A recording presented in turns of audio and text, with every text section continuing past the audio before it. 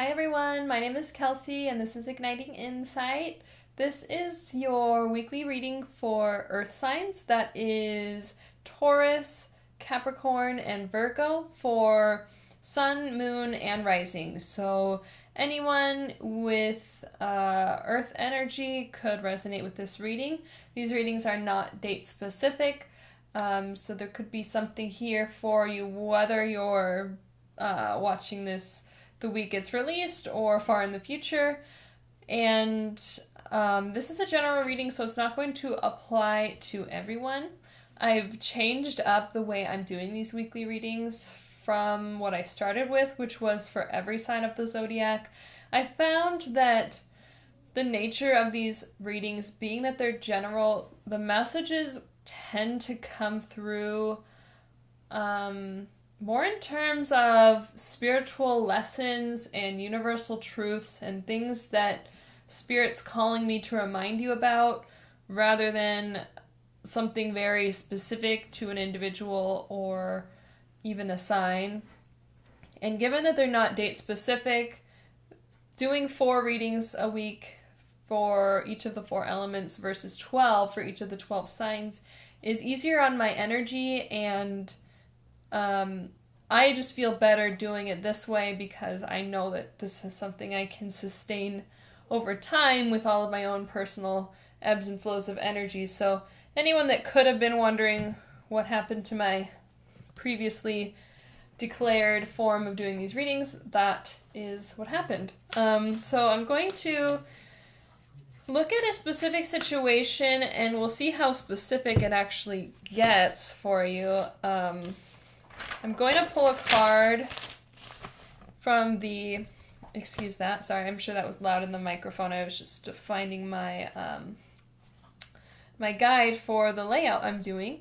So I'm going to be pulling a card for your overall energy over the week ahead from the Animal Spirit Oracle, the Wild Unknown. And then I'm going to be pulling cards for your situation, your challenges, and your strengths within the situation.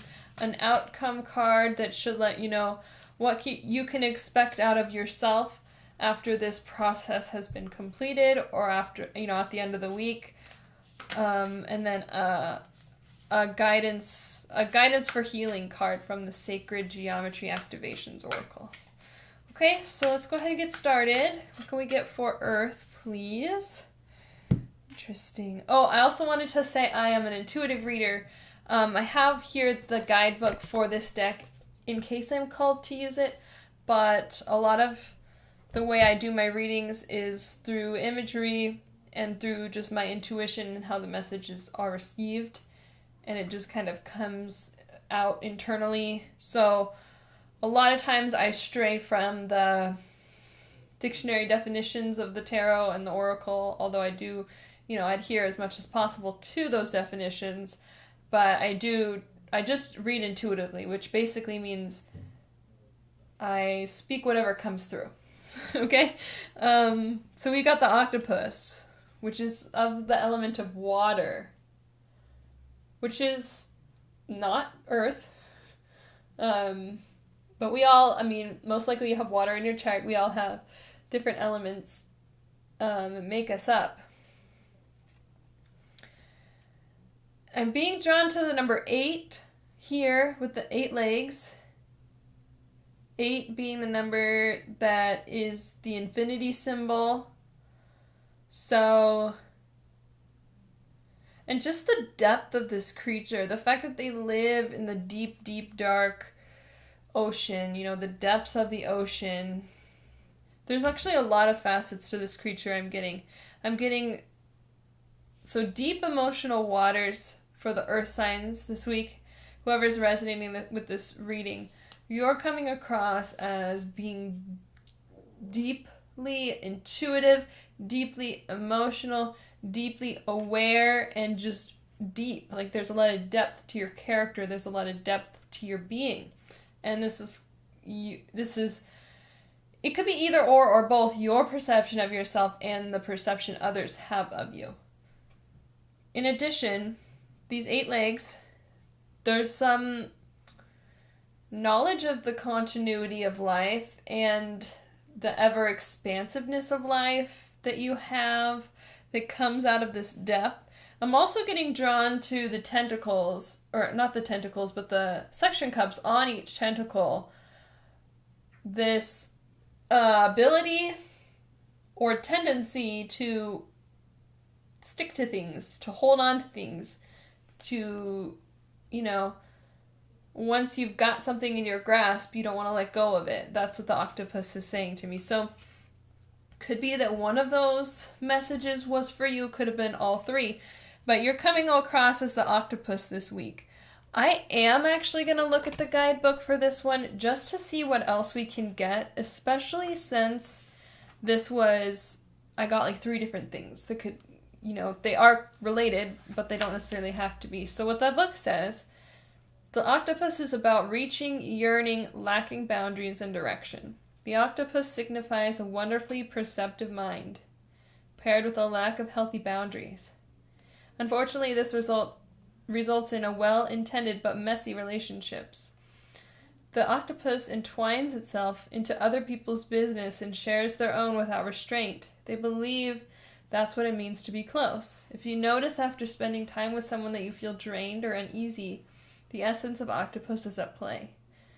Begin to establish healthy boundaries. Be patient and firm. It may be a very old habit to change. When in balance, this energy is interested, engaged, and intelligent, and when out of balance, needy, clingy, and lacking courage. To bring into balance, create space for yourself, or use talk therapy. That's a very interesting interpretation, different than what I was saying about the depth. But I am getting this aligns with what I was saying about the suction cups, holding on too tightly, and your desire to entwine yourself in other people's business, I think would come from a lack of self-trust. It could be that you know that you're deep, but you haven't actually taken the time or the effort to go there, if that makes sense. You know that you have this depth to your character, and maybe you want that to be part of your persona, but you haven't actually done the work of going in to the darkness, and this is not easy, let me tell you. Like, I just kind of got out of another period of, a little bit of darkness, and this is the process. If you're going to be on an awakening, a spiritual awakening, ascension journey, this is the work. It's going into the dark and illuminating it. And, whether it's uncomfortable or not, you just go through it. And usually it is uncomfortable. So it could be that you haven't quite wanted to deal with that discomfort of going into those depths.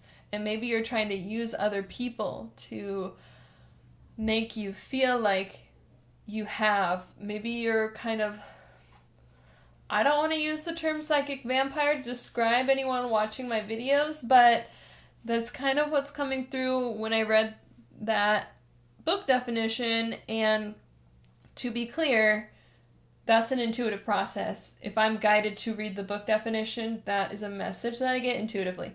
So that's why I did that for this, because I felt that there was something else that wanted to be said. So we've all been, I'll admit that I've been in that space before. You want to get what someone else has. When you see someone that's kind of on a spiritual path, they found some form of bliss for themselves or some form of enlightenment, or they're on the process, it looks really attractive a lot of times, and we want that.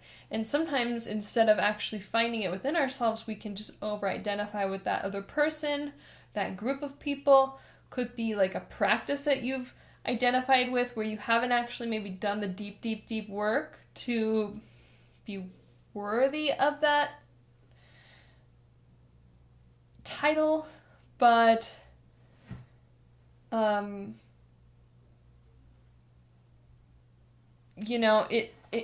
you just have to go through and be willing to see the depth of you, and definitely avoid getting too tangled up in other people's business, because really what matters is your own process. I'm just gonna go ahead and, I hope I didn't lose all of you by, sometimes spirit is a little bit brash, and especially like in my mind, the messages have to come through my perspective, my perception, and my mind. And so sometimes I think it's just my mind that is getting these terms that are a little more jaded, just because that's how I like talk to myself. I like am really blunt and blatant with myself, so I think that's just how the messages come through. I hope I didn't offend anyone. I truly didn't mean to. And I want you to know, and I hope it's coming through, that like there's so much love behind what I'm saying, because I know that there's better for you. Like, you can improve. Like, I never say anything, quote unquote negative in order to tell you that you're stuck there. I only would say it in order to tell you that this is something that you can change, and to hopefully help you feel encouraged to make that change. Okay, I'm just gonna pull all these cards of the tarot, and then I will talk about them. I'll try to remember to take a picture to put in your reading too, so you can see these cards a little better. I know my table setup's not the best here. Okay, let's just get one, please. One more. Okay. And no reversals today. So, for your situation, yeah.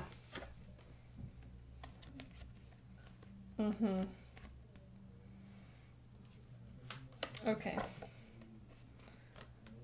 5 of Swords, 7 of Swords, 6 of Pentacles.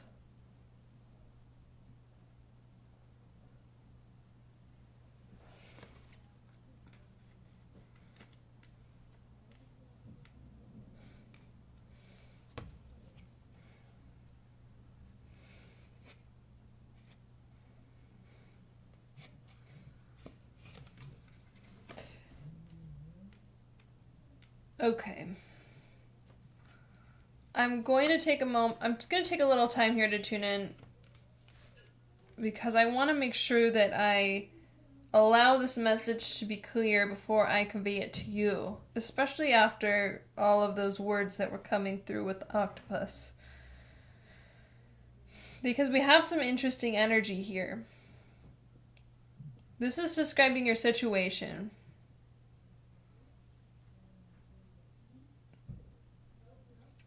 There's a sense of feeling attacked. That's what I'm getting from the 5 of Swords intuitively. A sense of feeling attacked. And what the 7 of Swords is about, it's about getting away with something that's not good. This person has stolen 5 swords from the circus. He didn't get all of them. There's 2 left behind there. So, he didn't even get maybe everything he was going out to get, but he's feeling good about what he's got. But the reality of this card is he's stolen these swords, so he's really kind of a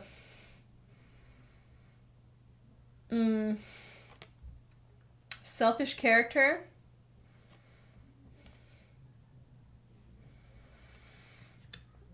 And then interestingly, the 6 of Pentacles is about being generous or receiving a gift, especially something financial, material, or physical.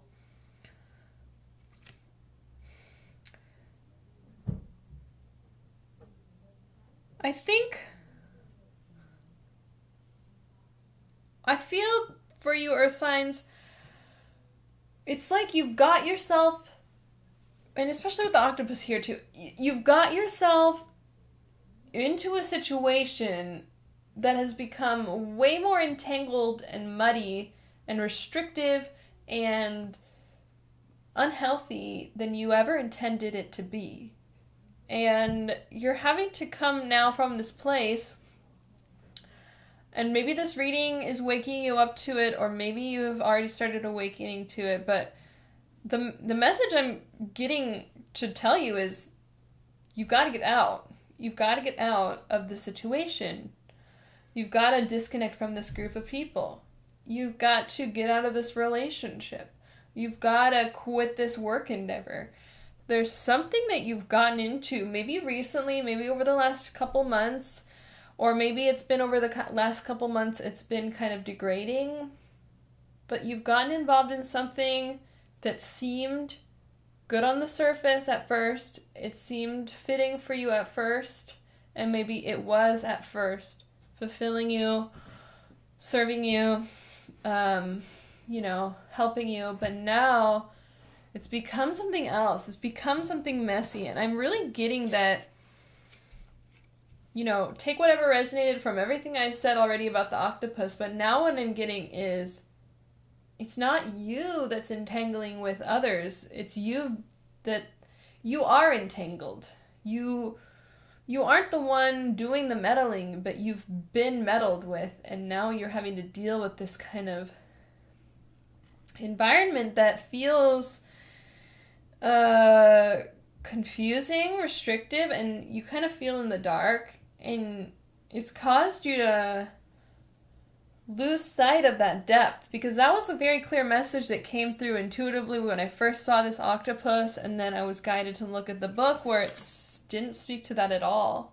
And I thought that was really interesting. And so the message I'm getting now with all of this information is that you've maybe lost some of your depth or gotten out of touch with your depth because you've been so distracted, or a lot of your attention and energy has been taken up by the situation that's been kind of toxic for you.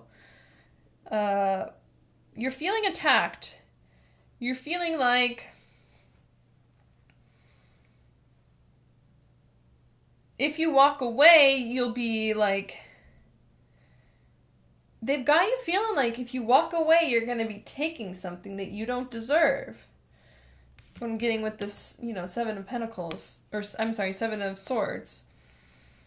But the Six of Pentacles is saying you need to give yourself this gift. It could be someone else. Hopefully something else is going to surprise you by coming in and providing you maybe with some financial support that you need to get yourself out of this other situation, or you're going to get some sort of physical gift, or you're just going to have to give it to yourself, and that gift will be, getting yourself out of the situation is really what I'm seeing for you. Interesting message. And so let's just go ahead and look at your challenges and your strengths. So whoever this is resonating with, you know what situation it is. So let's see what's going to hinder you and what's going to help you. So we have Seven of Cups, Ten of Pentacles, Two of Wands for your challenges. Okay, so some indecision. Also so what I'm getting at, indecision right here. I mean, just plain and simple indecision.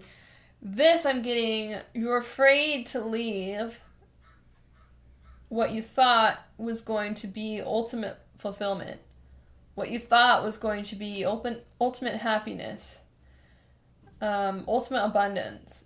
You're afraid to leave what you thought was going to give you this Ten of Pentacles. Ten of Pentacles is beautiful energy. It's everything I just talked about. Even this, it's also about kind of the wholeness of family and the completion of generational cycles. Speaks to ancestry, speaks to building a family. And I just see this grandfather he's making magic for this baby. It's some sort of, let me see, fire. Yeah, there you go. He's creating this fire, this magic. So there's all sorts of potential in the Ten of Cups. I think whatever the situation is what you thought was going to get you there, but it's not. Another challenge is the Two of Wands which is all about having creative vision. Could be that you really had a vision for this work project or this career or this relationship or this group dynamic, whatever it is, and you're having trouble letting go of the vision as well, or you're having trouble finding a new vision. What is it gonna look like if I let this thing go? This was all I was, I put all my eggs in one basket. I was, banking on this working. I was, I felt like it was so resonant with me, and yet I'm realizing that it's not. It's not what I need. It's not everything it appeared to be initially, and now I'm having to move on and create a new vision, and there's some resistance to even doing that, because it's frustrating when we get something or we get somewhere and we think, this is where I've been trying to get for so long. I'm finally here. And then you quickly realize that it's not what you thought it was, that you're not actually there yet. It's frustrating. Definitely frustrating, but you can make it through, and you will get a new vision. Something better, something that is going to serve you more authentically. Okay? You've got some great strengths here. You've got strength as a strength, perfect, the Star, and the Two of Cups. Okay, so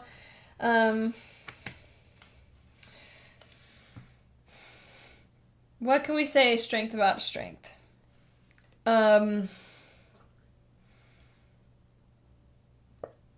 It's knowing your worth is what I'm getting for you with this card. Knowing your worth, and owning it. Owning your power.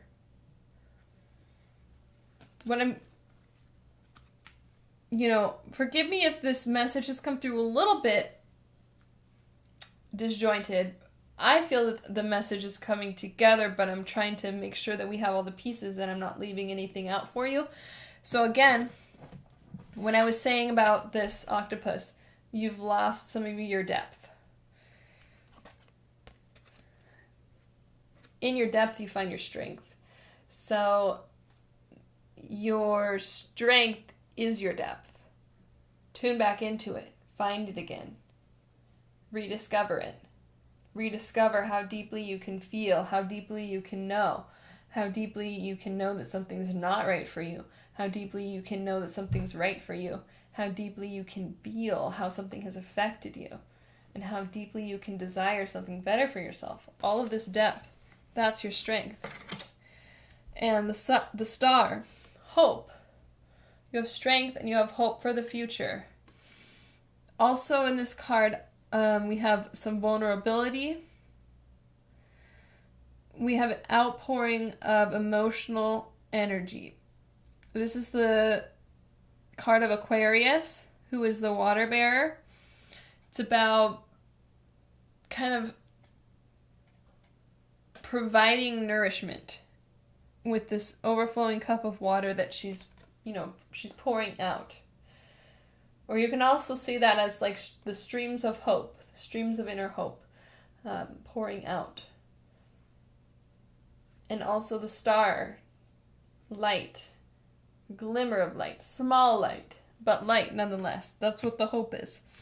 So yes, hope and small light being that small bit of hope that you can find. Then we have Two of Cups. This is a card about partnership. So there could be your romantic partner or someone else very close to you that's bringing a lot of support to you. Or it could be your ability to create strong partnerships. That's one of your strengths. Maybe in this environment that you're needing to get out of or let go of, you went into it with all your depth and your ability to connect, thinking that that's what would happen, and you found that instead of that, there's been manipulation, there's been just some meddling energy, and you haven't been able to establish these kind of connections that you're so good at making. And this is saying that is your strength, and that is something that you deserve, and something that will help you in the future, and something that you'll find in the future also. So whether it is your inner strength of making those kind of partnerships or an actual partnership that's supporting you through this challenge, that's what I'm getting for that card. Okay, so let's get an outcome from the animal spirit oracle deck. This will be, once you go through this process, whatever that looks like for you, whatever it is, how you will be coming across at the end of the week or whenever the cycle ends for you. Okay. And we get Earth energy, the mouse.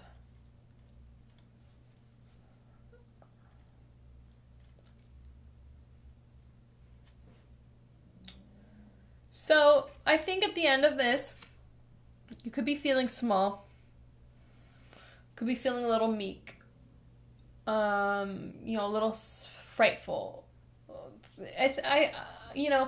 I don't know who this is resonating for, but somebody, it's going to be hard to get out of this. It's going to feel like a loss. There's not really another way to put it. It's going to feel like a loss. You will get through. It's not really a loss, but it will feel like a loss. So by the end of this cycle, you might be feeling small. You might be feeling kind of scared. But the mouse is also very resilient. I mean, think about where mice can exist and survive and live. Everywhere. Just like the rat. Like, they live everywhere. There's all kinds of different types of mice. They live in all kinds of different environments. They live in homes. They live in forests. They live in, deserts. Mice can live everywhere. They're very adaptable. And they're also very fruitful. They reproduce a lot.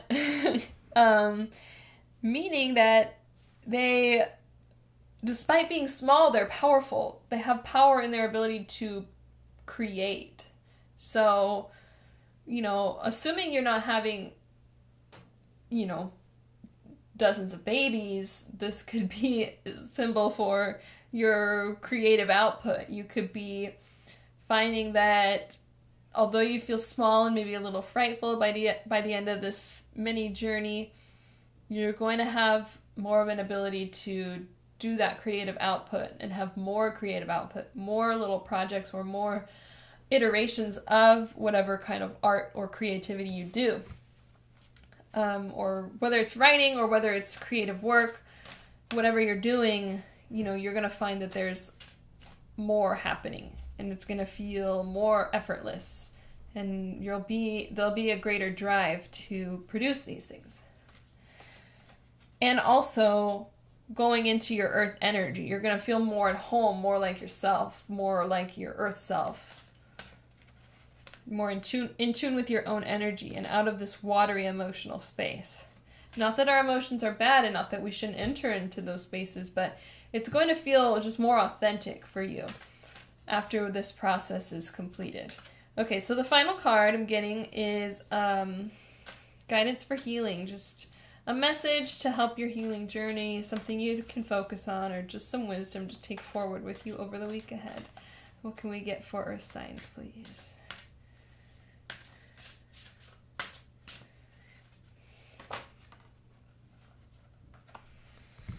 Cosmic flower. The frequency of cosmic flower activates our remembrance of the place we call home, the core from which we pour our magnificent out into the world. Wow, that's really beautiful. Sorry, my sun. The sun is good lighting, but it's got glare. Nothing's ever perfect. But this is a beautiful energy, I feel, to wrap up this reading, because this is speaking to that depth that I've been talking throughout the reading, and that is the place we call home. It's your inner home, the core of which we pour our magnificence out into the world. Finding your core, finding your depth, and centering, grounding earth signs into that place, and then being able to pour it out to the world, being able to produce, create, thrive anywhere we are, once we're in touch with that inner depth and being able to manifest it out in the world, manifest our creativity, manifest our magnificence, it says. The cosmic flower blooming.